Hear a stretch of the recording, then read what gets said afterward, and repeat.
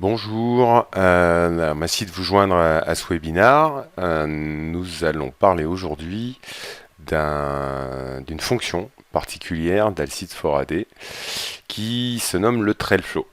Donc l'idée étant de parcourir cette fonction, de comprendre comment ça fonctionne, de voir ce qu'on va pouvoir faire avec le trail flow et de vous donner des pistes pour améliorer votre sécurité Active Directory. On va simplement commencer avec une présentation rapide du Trailflow et puis ensuite on va s'appuyer sur des démonstrations et des cas d'usage pratiques sur l'environnement Trailflow. Alors, le Trailflow, quelle est cette fonction? Donc déjà dans l'interface Alcide 4AD, vous avez sur la gauche l'accès aux différentes fonctions du produit. Donc quand on développe une nouvelle fonction, en fait, vous avez un nouveau menu qui apparaît sur la gauche de l'interface. Quand vous cliquez sur le Trailflow, vous avez cette interface qui apparaît et qui vous permet de manipuler et d'utiliser la fonction Trailflow. Donc le Trailflow, c'est à la base quelque chose qui va en fait se connecter sur votre Active Directory et qui va récupérer des informations liées aux changements qui peuvent avoir lieu dans votre infrastructure Active Directory. Pour rappel, quand on parle d'Active Directory, il y a en fait deux parties principales.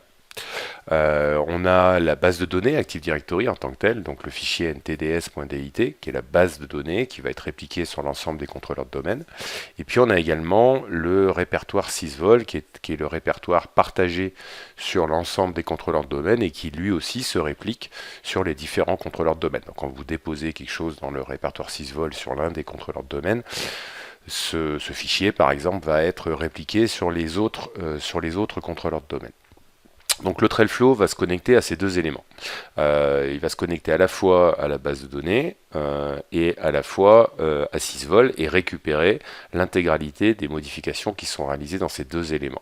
Ce qui permet d'avoir dans l'interface en fait quelque chose qui ressemble à une espèce de timeline dans laquelle vous allez retrouver l'intégralité des modifications qui ont été réalisées dans la base de données ou dans le répertoire sysvol. D'un point de vue interface, alors on verra tout à l'heure en live la manipulation de l'interface, mais il y a plusieurs éléments à comprendre qui sont assez simples et les éléments principaux, je vais vous les présenter sur cette slide pour qu'après on soit à l'aise lorsqu'on va passer à la partie démo. Donc déjà vous avez par défaut le Trailflow qui vous présente les modifications qui ont eu lieu dans les derniers 30 jours. Vous pouvez choisir ici une timeline différente pour repartir plus loin dans le temps si vous faites de l'investigation sur des modifications qui ont eu lieu au-delà de 30 jours. Vous avez une zone ici où vous pouvez soit taper une expression pour faire une recherche particulière dans le Trailflow, donc rechercher une modification qui aurait eu lieu, ou vous pouvez utiliser également le wizard, c'est-à-dire en fait une interface graphique qui va vous permettre de réaliser l'équivalent des expressions tapées en mode texte, mais avec un assistant graphique qu'on verra tout à l'heure. Ensuite, vous allez avoir une première colonne qui est la source, donc soit la base de données NTDS, qui va être marquée ici comme LDAP, et sysvol, qui est donc le répertoire qui se réplique sur l'ensemble des contrôleurs de domaine.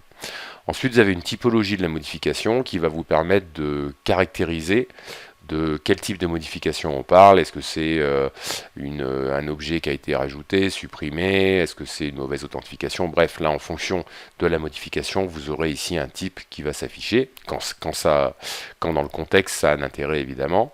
Ensuite, on verra la classe d'objet qui a été impactée par la classe ou le fichier qui a été impacté par cette modification. Le chemin vers l'objet, l'annuaire considéré, puisque on peut, alors là dans cette interface on voit que j'ai qu'un seul domaine, mais on pourrait tout à fait vérifier et traquer les modifications qui sont réalisées dans plusieurs domaines, voire plusieurs forêts.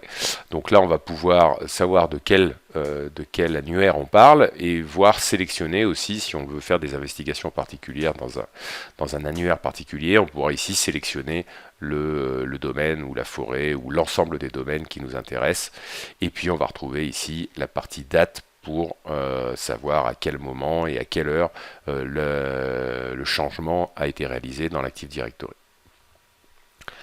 Un petit point d'infrastructure, donc quand on capture les informations, on les stocke dans une base de données et on va rajouter des éléments contextuels en fait à cette modification, ce qui nous permet de rajouter par exemple le type. Donc je ne vais pas rentrer dans les détails on va dire de ce qui se passe derrière, mais comprenez que on va capturer les modifications, mais on va aussi enrichir ces modifications, ces informations avec des éléments contextuels qui vont permettre derrière de faire des types d'investigations pour des gens qui font du threat hunting par exemple de façon un peu plus précise et permettre la caractérisation des différentes modifications qui ont eu lieu dans l'Active Directory. Pareil, quelques petits rappels avant de passer à la partie live. Il faut savoir que donc, pour rappel, on a une documentation en ligne. Donc, si vous êtes client ou partenaire certifié, vous avez accès à cette interface. Si vous ne connaissez pas vos logins, vos mots de passe pour y accéder, je vous invite à revenir vers votre gestionnaire de compte pour obtenir ces informations. Donc là, vous allez avoir une interface web qui va vous donner un certain nombre d'éléments sur comment utiliser l'ensemble de l'outil Alcide4AD, mais bien évidemment avec une grosse section sur le TrailFlow qui est mis à jour au fur et à mesure des différentes évolutions de la plateforme. Deuxièmement, sachez qu'il y a un document qui a été créé qui est destiné aux partenaires et aux clients, qui va vous donner des cas d'usage un peu plus précis. Donc là, il y en a quelques-uns qui sont illustrés ici, mais vous allez avoir, je crois, 25 ou 26 cas d'usage décrits dans ce document qui vous permettent, avec vraiment un step-by-step complet, de comprendre comment vous pouvez utiliser le TrailFlow et implémenter cet usage dans votre environnement en fonction d'un certain nombre de cas d'usage particuliers. Par exemple, est-ce que vous voulez utiliser un honeypot? Est-ce que vous voulez traquer les modifications qui sont réalisées sur des GPO importantes? Ce genre de choses. On verra quelques-uns de ces cas d'usage lors de la démonstration, mais de la même façon, si vous ne connaissez pas ce document, si vous ne l'avez pas, je vous invite à vous retourner vers votre gestionnaire de compte pour l'obtenir. Au niveau de l'outil et de sa philosophie de conception, ce qu'il faut bien comprendre, c'est que le TrailFlow, l'objectif à la base du TrailFlow, c'est de donner un outil plutôt aux équipes sécurité pour faire du threat hunting et du forensic. Donc la façon dont a été construit le TrailFlow, c'est vraiment un objectif de sécurité et pour les équipes sécurité. Donc ça va intégrer des fonctions qui vont au-delà d'un simple audit du changement, parce que quand on fait du threat hunting, on va avoir besoin de s'appuyer sur des éléments qui sont différents d'un simple audit du changement dans Active Directory. Donc bien sûr, nous on va se plugger sur les modifications réalisées dans AD et on va vous les présenter, mais encore une fois, à l'origine, cet outil est fait pour faire du threat hunting et pour faire de l'investigation dans votre Active Directory et vous assurer de la bonne santé des éléments qui sont résidents dans votre Active Directory. Donc on va voir ça en détail, mais voilà, gardez en tête que c'est pas simplement un audit du changement, mais c'est quelque chose qui est à destination des équipes sécurité. Sur l'usage du TrailFlow, donc on va le voir après dans la partie présentation, mais en gros vous avez deux moyens de faire des requêtes. Soit vous connaissez la syntaxe pour écrire des requêtes directement dans l'interface, donc là où c'est marqué expression, ici. Mais vous pouvez aussi cliquer sur le bouton de Wizard pour lancer en fait une interface graphique qui va vous permettre de faire l'équivalent de ce que vous avez lorsque vous tapez les expressions, mais même si vous ne connaissez pas en fait la typologie de ces expressions. Donc ça va vous permettre de sélectionner déjà la classe d'objet, puis ensuite les attributs sur lesquels vous voulez faire les recherches, et puis vous allez pouvoir cumuler différents critères avec de façon assez classique des ou des ou, de manière à caractériser de façon forte la recherche que vous réalisez. Donc il n'y a pas vraiment de limite sur le nombre d'attributs que vous pouvez requêter pour vérifier les modifications. Et ça, ce qui est intéressant également, c'est qu'une fois que vous avez utilisé l'outil graphique, vous allez retrouver dans le champ expression l'équivalent texte de la recherche que vous faites avec le mode graphique. Ce qui veut dire que derrière, vous allez pouvoir par exemple copier-coller ce texte pour ensuite faire des modifications et puis affiner un petit peu votre requête sans être obligé de repasser par l'interface graphique. Et on le verra également tout à l'heure, c'est ce qui va vous permettre assez facilement de faire le lien entre l'audit d'un certain nombre de modifications et l'envoi d'informations vers un SIEM, par exemple avec des messages de type syslog.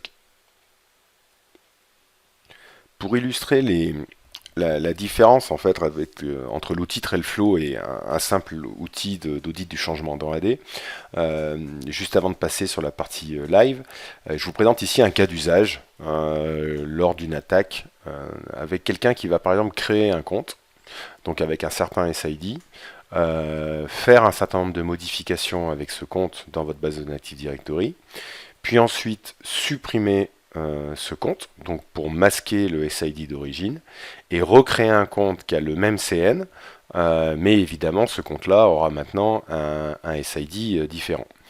Bon, dans ce type de scénario, nous on sera quand même capable de vous remonter les informations qui ont été réalisées, les modifications pardon, qui ont été réalisées par le compte d'origine, parce qu'on va être en capacité de faire des recherches au niveau du SID et non pas simplement du CN. Donc ça c'est un point important lorsqu'on fait du threat hunting parce que ça va permettre de vraiment traquer l'ensemble des modifications et on va pouvoir savoir quelles sont les modifications qui ont été faites sur ce compte et puis on pourra voir également quelles sont les permissions qui ont été rajoutées à ce compte sur les différents objets Active Directory et garder la trace en fait de tous les éléments qui concernent le compte d'origine, plus précisément le SID d'origine.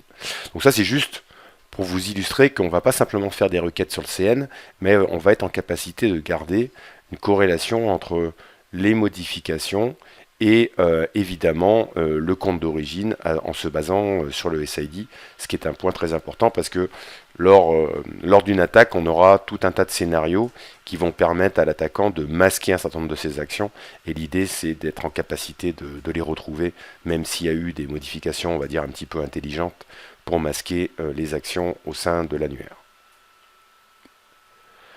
Donc maintenant on va passer à la partie use case et on va basculer sur l'interface de démo de façon à mieux comprendre ce qu'on va pouvoir faire avec le TrailFlow. Donc on va commencer cette revue avec un cas d'usage assez classique qui est l'utilisation d'un honeypot, que ce soit un honeypot côté user ou même un honeypot côté groupe, pour essayer d'attirer en fait les attaquants et de voir s'il y a eu des modifications réalisées sur un certain nombre d'objets. Donc là on retrouve l'interface Alcid4AD avec ici les indicateurs, mais c'est pas l'objet de ce webinaire. On va aller directement sur l'interface TrailFlow et on va retrouver donc notre interface TrailFlow avec ce que je vous ai présenté tout à l'heure, à savoir la source de la modification, le type éventuel, le type d'objet ou le type de fichier, le chemin, l'annuaire, etc. Donc là, simplement, si je voulais sélectionner certains annuaires et pas d'autres, je pourrais ici sélectionner, si j'avais plusieurs annuaires, les éléments que je veux voir, enfin les modifications que je veux voir apparaître depuis plusieurs forêts, plusieurs domaines ou ce genre de choses. Et puis quand je clique donc dans le champ d'expression, donc là je pourrais taper directement les expressions, mais je peux aussi, en cliquant sur la petite baguette magique qui est ici, avoir des éléments qui me permettent de faire une requête de type graphique. Donc là je vais retrouver l'ensemble des classes d'objets disponibles, et puis l'ensemble des attributs. Donc ça va me permettre de chercher sur un attribut particulier avec une valeur, rajouter des règles, donc des et ou des ou, et puis une fois que j'ai sélectionné quelque chose, si par exemple là je prends en exemple voilà, je veux avoir toutes les modifications réalisées sur l'objet qui a le CN Yoda, vous voyez que ici dans le filtre de preview, je retrouve l'expression qui correspond à ce que j'ai fait en utilisant l'interface graphique. Ce qui permet derrière vous de récupérer, on va dire, ce code, cette expression, si vous voulez l'utiliser à d'autres fins derrière. Donc ce qui est assez pratique. Donc là, moi, ce que je vais faire, c'est que je vais, dans la plupart des cas, utiliser directement l'expression ici, mais sachez qu'effectivement, tout ce qu'on va taper ici à la main, vous pourriez utiliser l'interface graphique pour réaliser ces requêtes. Donc premier cas d'usage, comme on le disait, la possibilité de suivre les modifications qui sont faites sur des honeypots. Donc là, moi j'ai deux types de honeypots que j'ai fait dans mon interface, de démo.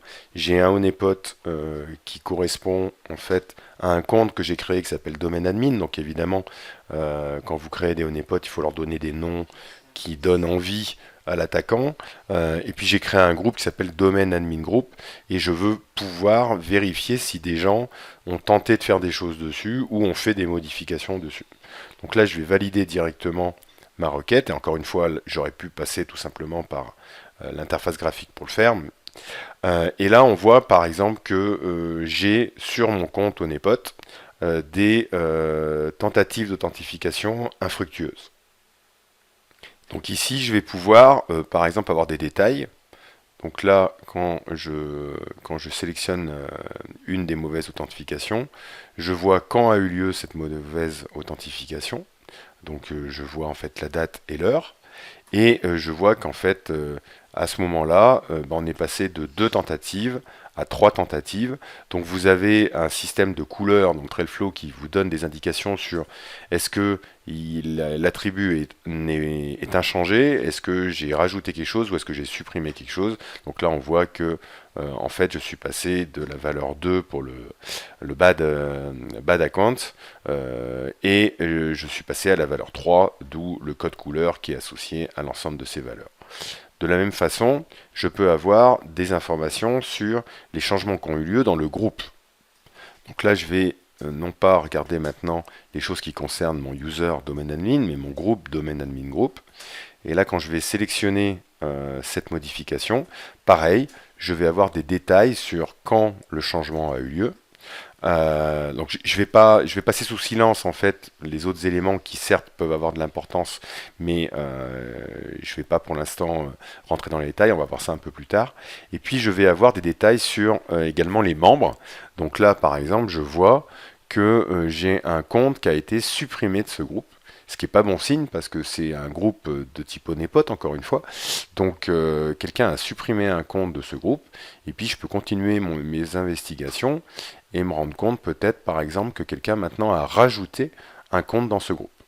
Donc vous voyez que c'est extrêmement simple, vous créez des comptes et des groupes de type honeypot et vous surveillez les modifications qui sont faites ou les tentatives d'authentification qui ont été faites sur ce compte, ce qui vous donne déjà un premier niveau d'indication sur des tentatives d'attaque sur votre environnement Active Directory. Donc maintenant on va voir un deuxième cas d'usage qui concerne les GPO. Alors juste avant de passer à l'usage du TrailFlow pour traquer les modifications de GPO, juste un petit rappel. Donc là je vais aller sur un de mes contrôleurs de domaine et je vais aller sur mon interface de gestion des GPO. Juste pour vous rappeler que en fait quand vous avez une GPO, je vais agrandir un peu pour que ça se voit mieux. Quand vous avez une GPO, vous avez un certain nombre d'informations sur cette GPO, sur son contenu, sur qui a le droit de la modifier, etc. Et vous avez également un ID unique qui est créé en fait, qui est généré à la création de cette GPO. Et en fait, le vrai nom de la GPO, la vraie identité, c'est cet ID unique. C'est un petit peu l'équivalent d'un SID pour un utilisateur. Pour rappel, une GPO, il y a deux parties. Quand vous allez dans la partie base de données Active Directory, si je vais maintenant non pas dans l'interface GPMC, mais dans la partie, on va dire, annuaire de domaine, si je vais dans la partie système, je retrouve un container qui s'appelle policies, dans lequel je retrouve en fait mes GPO. Donc ça, c'est ce qu'on appelle le conteneur, le GPC. Donc le GPC ne contient pas les paramètres de la GPO. Il contient d'autres informations. Il va vous indiquer à quel UO va être liée cette GPO. On va savoir qui a le droit de modifier cette GPO. Donc ça, c'est la représentation objet de la GPO. Mais la GPO en elle-même, au sens settings du terme, va se trouver dans sysvol. Donc dans sysvol, si vous allez dans le répertoire, vous allez retrouver en fait l'équivalent, mais sous forme de fichier. Et là, à l'intérieur de chaque répertoire, vous allez retrouver les paramètres de la GPO en elle-même. Donc quand vous créez une GPO, pour résumer, il y a deux parties. Il y a le GPC et ce qu'on appelle le GPT, qui contient les settings de la GPO.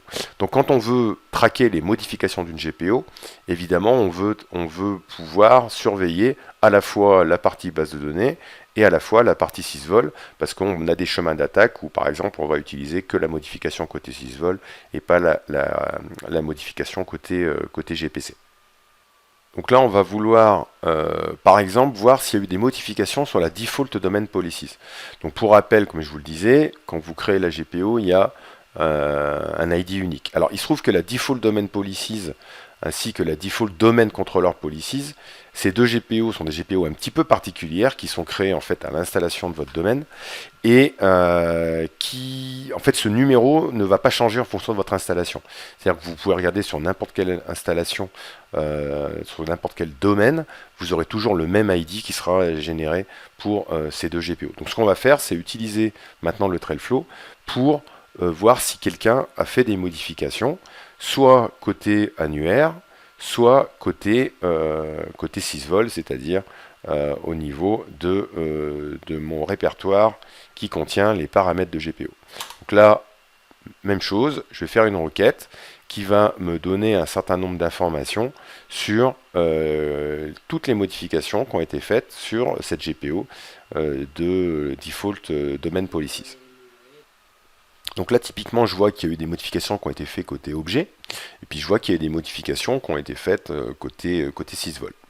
Alors, je ne vais pas rentrer trop dans le détail de l'ensemble de ces modifications, parce qu'il nous faudrait une heure de plus sur le webinar, mais sachez qu'on a développé un parseur complet pour les GPO qui sont stockés dans sysvol, qui nous permet de savoir en fait quelles sont les modifications qui ont été réalisées. Donc là, typiquement, je vais savoir que là il y a eu des modifications sur cette GPO, j'ai enlevé des paramètres liés au Windows Logon et j'ai rajouté des paramètres liés au printing. Donc encore une fois, je ne vais pas rentrer trop dans les détails, mais simplement que vous compreniez que vous allez non seulement avoir la trace des modifications, mais aussi une possibilité de savoir quel est le type de modification qui a été réalisé au niveau de cette GPO dans votre Active Directory. On va reprendre un autre exemple qui est l'exemple du suivi des modifications sur un groupe particulier. Alors ça, vous savez que vous pouvez le faire avec les IOE, vous avez des indicateurs qui vous permettent de suivre, on va dire, la conformité de vos groupes, que ce soit les groupes bulletins ou les groupes ou certains groupes métiers. Mais là, l'idée, c'est d'avoir l'information et éventuellement de renvoyer cette information vers un SIEM sur les modifications qui auraient pu être réalisées sur des groupes. Donc là, typiquement, j'ai dans ma plateforme un groupe qui s'appelle groupe VIP, qui n'est pas un groupe bulletin, mais qui contient des users importants et qui permet en fait d'avoir accès à des informations importantes dans mon Active Directory. C'est pas forcément un groupe qui a des droits d'administration Active Directory, mais c'est un groupe qui me permet d'avoir accès, par exemple, je sais pas, à des éléments liés à la finance, à des éléments liés à des merge and acquisition, à tout ce qui est information IP, etc. dans mon environnement. Donc là, évidemment, on veut suivre si quelqu'un a rajouté un nouvel utilisateur dans ce groupe qui lui permet d'accéder à des données, on va dire, sensibles au sein de l'organisation. Donc là, je vais pouvoir visualiser l'ensemble des modifications qui ont été faites sur ce groupe. Si je prends par exemple celle-ci, je vais voir que j'ai eu des modifications et notamment que quelqu'un a rajouté un compte qui s'appelle Empereur qui vient de tel OU et qui a été rajouté dans ce groupe pour en termes de modification. Donc là, ça vous permet d'avoir une vue et de suivre l'ensemble des modifications qui sont faites, réalisées sur les groupes qui vous semblent sensibles dans votre environnement Active Directory. Pour reprendre également le petit exemple que je vous donnais en introduction sur l'usage d'un rogue user, c'est-à-dire un compte qui aurait été créé mais qu'on aurait supprimé ensuite pour masquer le SID, on va pouvoir par exemple faire des recherches sur l'ensemble des modifications qui ont été faites sur un compte en particulier. Donc là on voit par exemple que quelqu'un a créé un objet qui s'appelle rogue compte.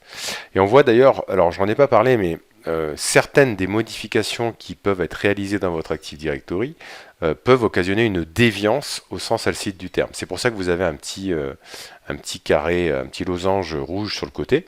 Donc là, quand vous avez une modification avec un petit carré rouge, quand vous cliquez sur ce carré rouge, vous allez savoir en fait quelle est la déviance qui a été occasionnée avec cette modification particulière. Donc là, on voit que ce compte a été créé et qu'il a été créé avec la particularité d'avoir un mot de passe qui n'expire jamais, ce qui est par définition quelque chose de pas très recommandé dans un environnement AD d'un point de vue sécu.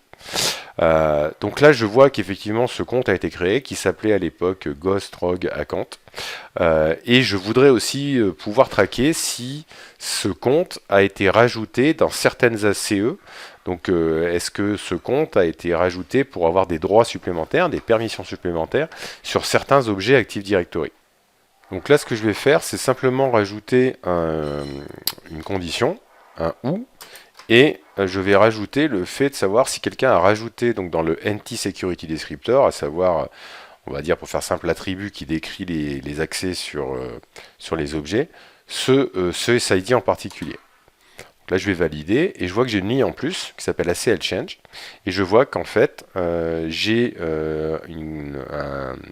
un objet de type Organization Unit qui a été modifié et ça veut dire que si je vais aller dans les détails, on va voir que quelqu'un a rajouté en termes de droit le fameux compte, le fameux SID que je suis en train de surveiller. Donc là, pareil, ça vous permet de vérifier si un SID particulier a été rajouté en termes de droit sur n'importe quel type d'objet. Donc là, c'est une unité d'organisation. On pourrait imaginer que ce soit évidemment n'importe quel type d'objet à qui j'ai donné des droits en termes de modification.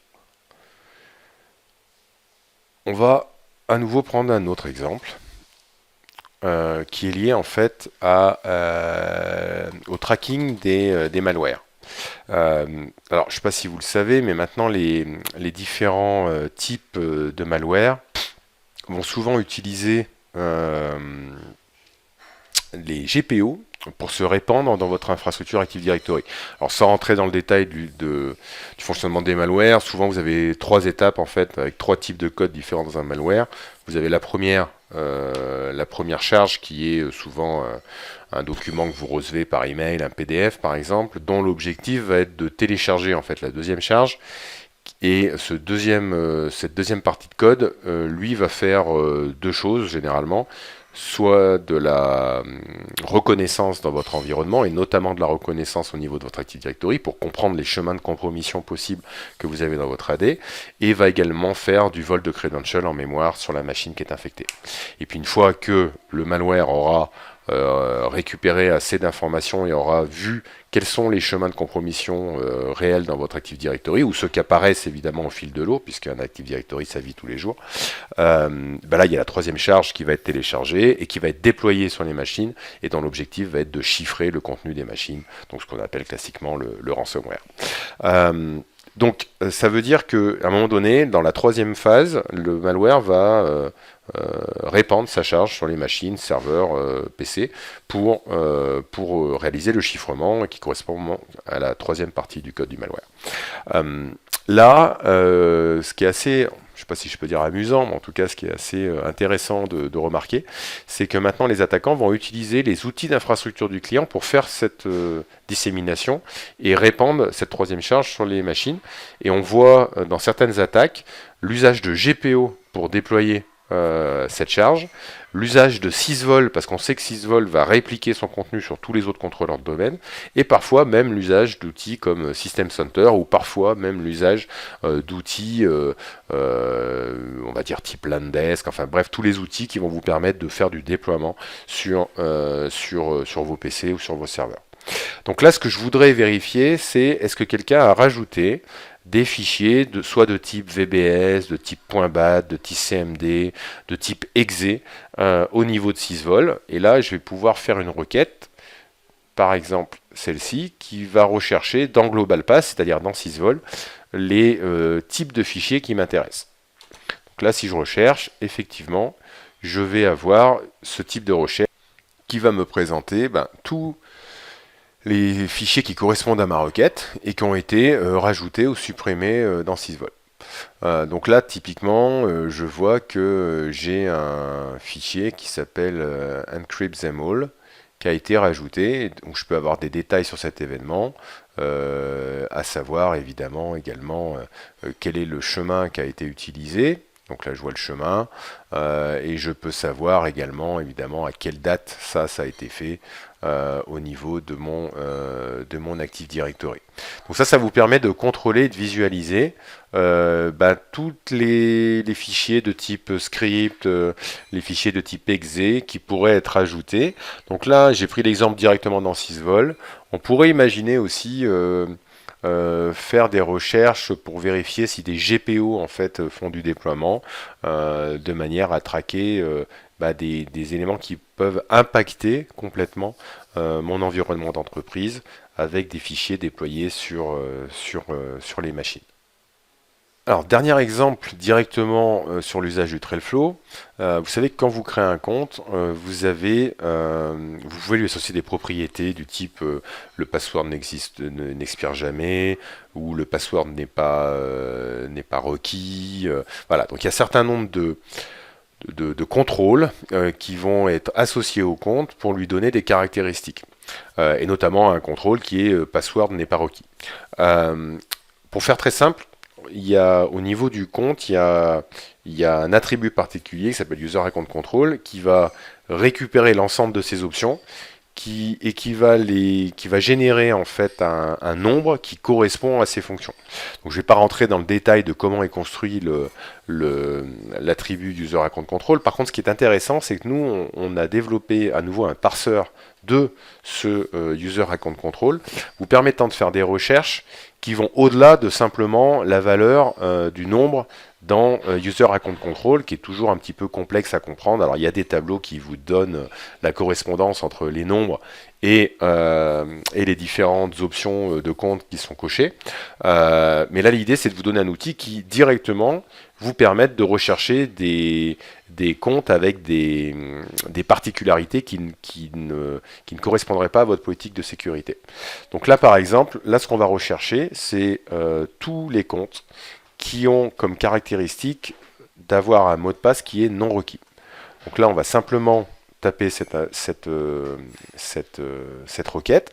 Alors pour information, cette valeur, la password non requis, dans le document dont je vous ai parlé, vous avez la liste des expressions que vous allez pouvoir utiliser dans le Trailflow pour rechercher les passwords non requis, les passwords qui n'expirent jamais, ce genre de choses directement au niveau du Trailflow. Donc là, si je prends cette requête et que je la valide, je vais voir que j'ai eu effectivement, je retrouve mon objet tout à l'heure qui a été créé avec cette caractéristique-là. Donc il y a, je dirais, entre 15 et 20 attributs, syntaxe que vous pouvez mettre au niveau d'user account control. Tout ça est documenté, ça vous permet très rapidement de voir s'il y a des comptes qui ont été créés avec, ou des comptes qui ont été modifiés avec cette valeur-là. Juste avant de basculer sur la partie liaison avec le SIEM, évidemment, ce qu'on va vouloir également être en capacité de faire, c'est de rechercher l'ensemble des modifications qui ont occasionné des déviances. Donc pour rappel, les déviances, c'est ce qu'on va retrouver dans les indicateurs d'exposition au niveau d'Alcide. Et donc ces indicateurs d'exposition ont été générés parce qu'il y a eu une certaine modification au niveau de mon annuaire Active Directory. Donc on pourrait imaginer vouloir retrouver toutes les modifications qui ont occasionné des déviances dans mon environnement. Donc là, il y a un moyen extrêmement simple. Soit on utilise l'expression isDeviantTrue, et puis on pourrait aussi passer, on peut repartir sur l'interface graphique et cliquer ici, je veux voir tous les éléments déviants, valider, et là je vais obtenir la liste de tous mes éléments déviants. Et là, effectivement, on retrouve toutes les modifications qui ont occasionné des déviances dans mon Active Directory. Et je peux évidemment regarder ce qui s'est passé sur 30 jours. Pour information, vous avez 30-60, 60-90. Voilà. Donc, ce qui est intéressant à nouveau, c'est que quand vous utilisez l'outil graphique, il vous génère l'expression que vous retrouvez ici et que vous pouvez tout à fait, comme je vous l'indiquais tout à l'heure, sélectionner, la copier, la travailler. Donc si je voulais avoir les éléments déviants concernant les comptes dont le password n'expire jamais, eh ben, je pourrais faire ce type de requête directement dans le ThreadFlow. Pour finir, on va regarder le lien entre ces modifications et des alertes qu'on voudrait avoir au niveau du SIEM. Donc pour ça, on va aller dans la partie système configuration et on va regarder en fait les alertes de type syslog qui ont pu être faites. Donc vous voyez que là, dans ma plateforme, j'ai deux serveurs syslog en fait vers lesquels j'envoie les modifications. Si on veut avoir le détail de comment est configurée une alerte, on va aller regarder ça. Donc là, j'ai à qui j'envoie à quel serveur syslog, donc à quel SIEM j'envoie l'information, le port utilisé, etc. Et je vais retrouver en fait le système d'expression dont on a parlé tout à l'heure. Donc là, typiquement, c'est envoyer des alertes dès que je détecte un point .exe qui a été mis dans le Global Pass syslog. Et soit vous pouvez donc copier-coller ce qu'on a fait tout à l'heure avec le champ graphique dans le ThreadFlow. Mais ici, vous voyez, vous retrouvez la petite baguette, ce qui vous permet de construire directement en fait dans l'interface d'envoi syslog votre requête qui va être rajoutée ici en utilisant l'interface graphique. Donc côté SIEM, alors moi ce que j'ai un petit serveur syslog qui permet de récupérer les éléments pour les présentations. Donc là on voit que typiquement j'ai eu une alerte parce qu'un compte a été créé avec password non requis. On voit que j'ai fait des alertes aussi si quelqu'un modifie la GPO de la Default Domain Policies. Et on voit qu'ici j'ai des alertes parce que quelqu'un a mis un point .exe ou a supprimé un point .exe, ça pourrait être un point .bat, un point .msi directement dans mon syslog. Donc ça c'est très pratique parce que si vous avez déjà en fait un SIEM en place dans votre entreprise, c'est-à-dire vous allez pouvoir le conserver, mais vous allez pouvoir utiliser Alcide comme un moyen d'éviter les faux positifs et d'utiliser Alcide comme un pré-SIEM et d'envoyer en fait au SIEM les éléments qui vous importent réellement sans être obligé de vous baser sur les journaux d'événements. La problématique des journaux d'événements étant qu'on reçoit X milliers d'événements par minute et qu'après c'est très compliqué de faire le tri entre les faux positifs et les vrais problèmes de sécurité. Donc là, Alcide va quelque part faire un filtre et n'envoyer que les éléments pertinents, donc soit des nouvelles déviances qui apparaissent, soit des changements que vous voulez traquer et envoyer vers votre SIEM avec notamment le ThreadFlow. On va passer maintenant à la session questions-réponses. Alors, première question, vers quel SIEM peut-on envoyer les modifications qui ont été repérées par Alcide. En fait, vers n'importe quel SIEM, tous les SIEM savent traiter des messages de type syslog. Enfin, en tout cas, 99% des SIEM, je pense qu'il n'y en a aucun qui sait pas le faire, mais bon, on va se protéger en disant 99%. Et donc tous les SIEM peuvent recevoir des éléments de type syslog, donc en fait on va pouvoir utiliser cette fonction avec n'importe quel SIEM. Après évidemment en fonction du SIEM, vous aurez éventuellement à faire des règles de corrélation côté SIEM, alors sachant que soit vous le ferez manuellement, comme vous faites pour pour tous les traitements de votre SIEM, mais vous pourrez aussi utiliser pour certains SIEM une intégration particulière avec Alcide. Donc actuellement, si vous allez dans les marketplaces des SIEM, vous allez trouver, si vous utilisez QRadar d'IBM, un plugin Alcide directement dans la marketplace d'IBM. Très prochainement, vous allez retrouver ça pour Splunk.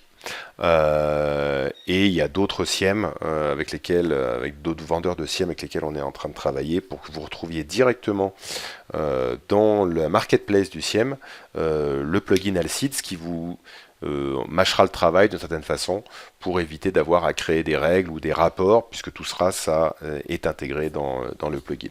Donc réponse avec tous les SIEM, et après il y a certaines intégrations avec les SIEM majeurs du marché qu'on a développés pour que le travail soit plus simple pour les clients qui utilisent les SIEM majeurs du marché.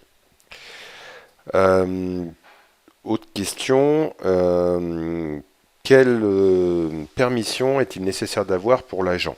Alors, en fait, il n'y a pas d'agent.